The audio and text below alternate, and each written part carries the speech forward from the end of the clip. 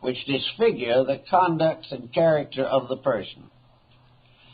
We have in this philosophical field that concerns us, we have a whole group of beautiful teachings, wonderful ideas, wonderful and constructive notions, but interwoven among them is a very large amount of self-conceit.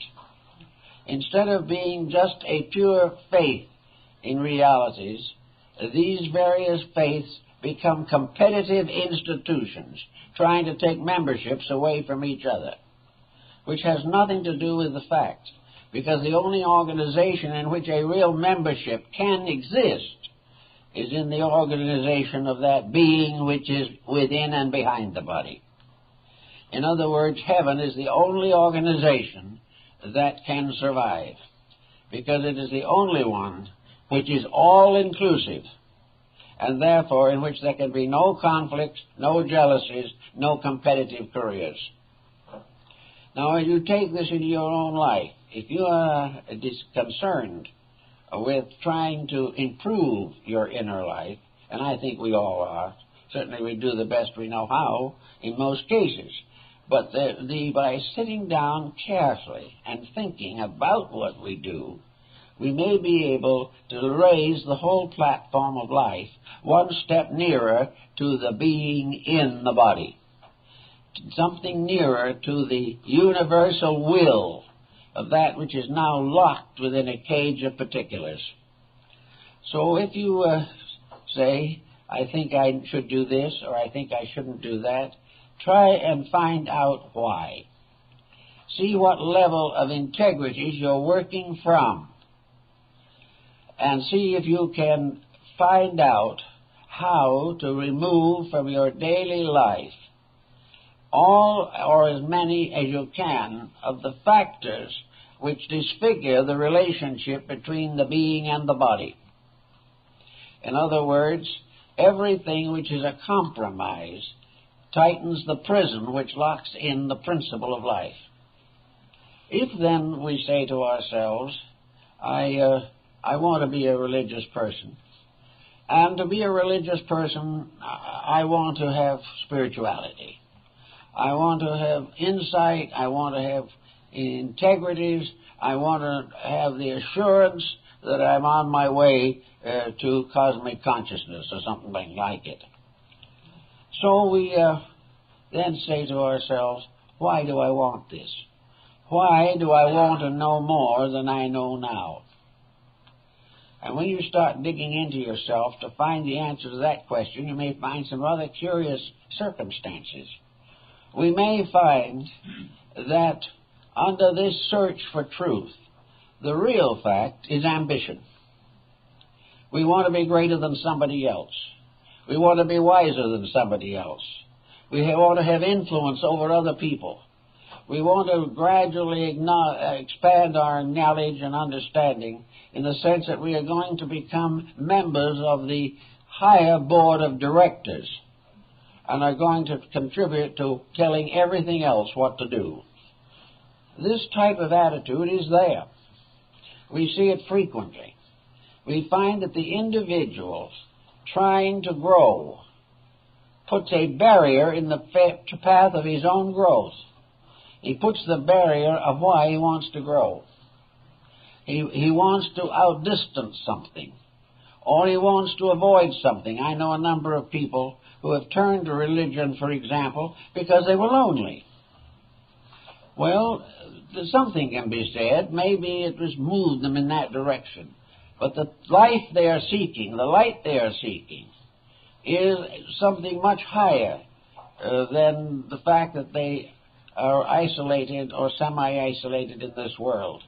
Everything must move to the fulfillment of that which is the infinite reality. And this infinite reality has no pets, it has no favorites, it has no intention of picking out an ordinary mortal and deifying them for some reason. Everything depends on the motives. If, however, you can go inside of yourself and you can say to yourself honestly and without restriction and without reservation, I want to know more only for one reason. that I can serve others, that I can be more useful.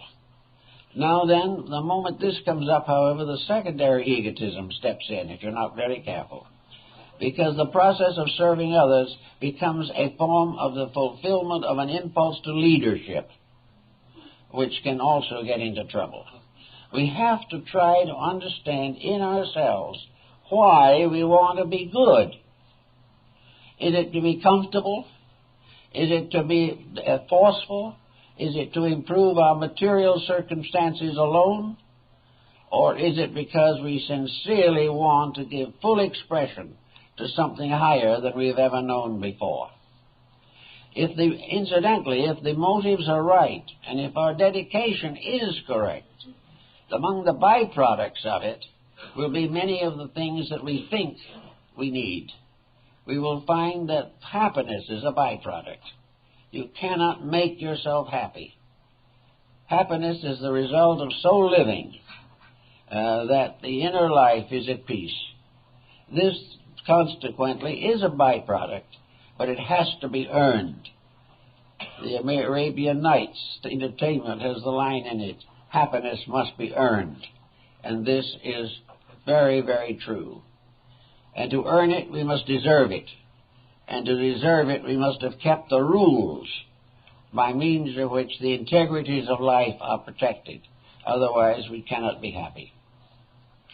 So it comes to many different attitudes. But we have to also then take a careful look at the other side of the coin.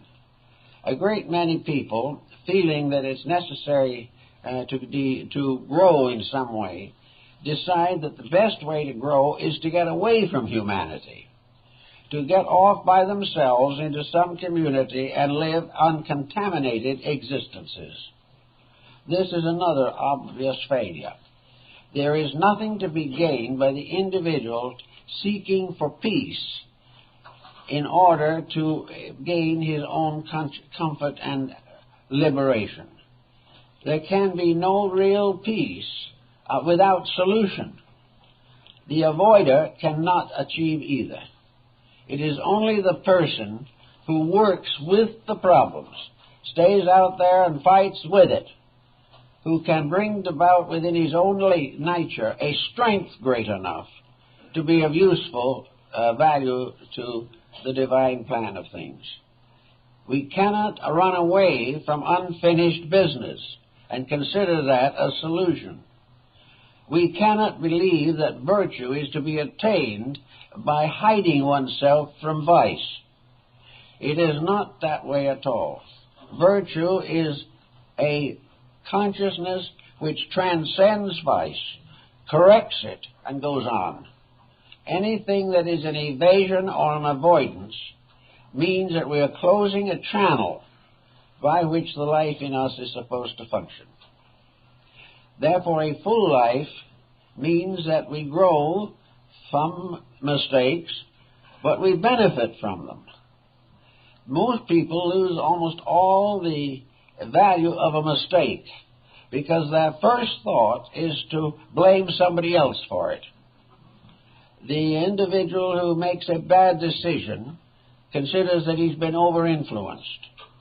Only reason why a person is over-influenced really is because they haven't got the inner light to influence themselves correctly. So that there is no gain if we transfer the guilt for our misfortunes to society or to other persons or to situations that arise in our environment. The individual must accept full responsibility. The moment he can evade himself out of a problem, its value as a spiritual experience is lost. And we nearly always do it. I think it's one of the most common problems in the world.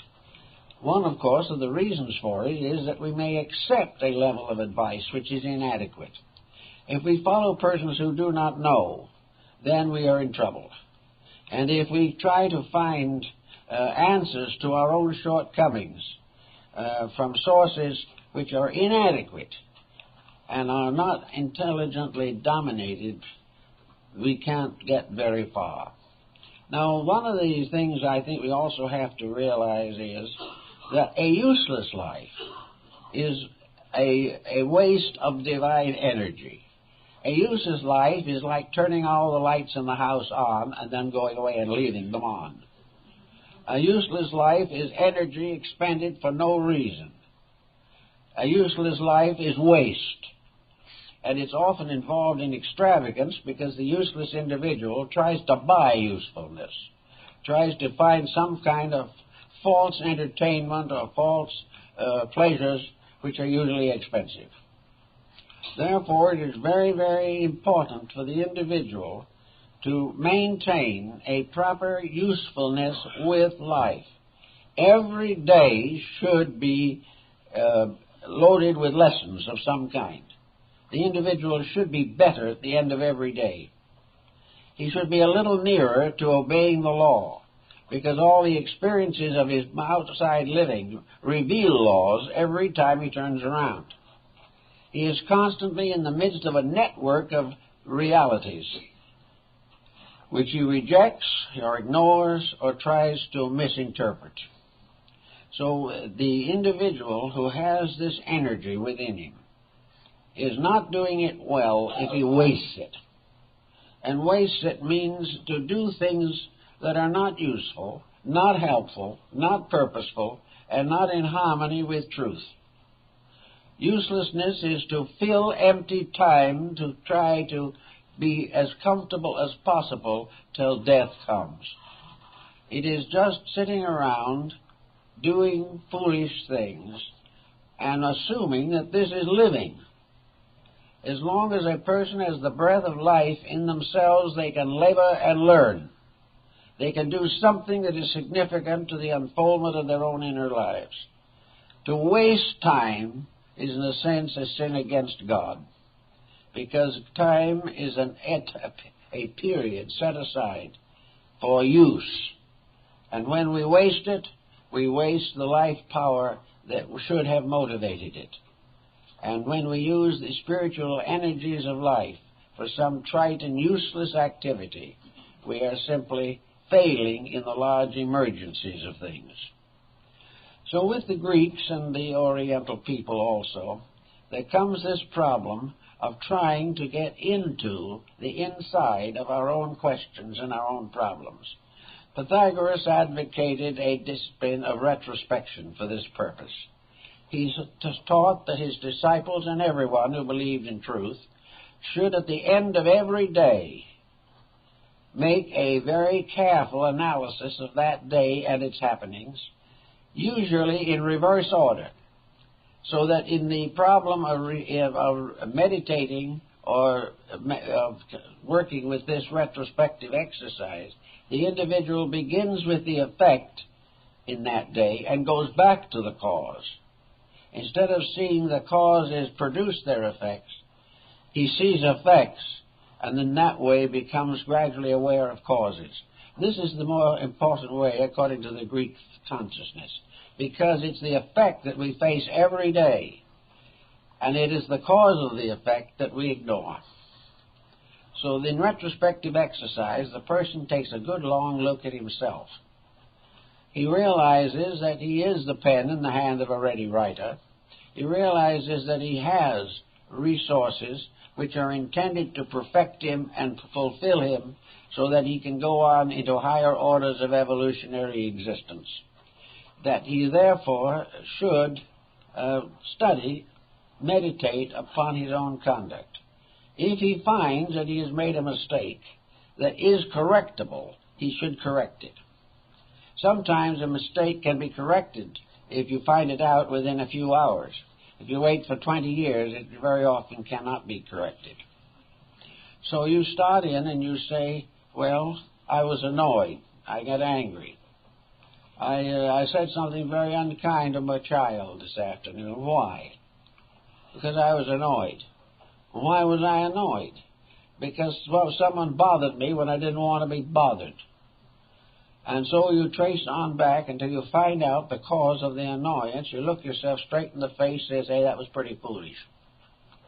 You finally discover that your daily life is a mass of unrelated incidents that are comparatively meaningless. and by the time night comes, you're worn out with your own mistakes. This isn't necessary.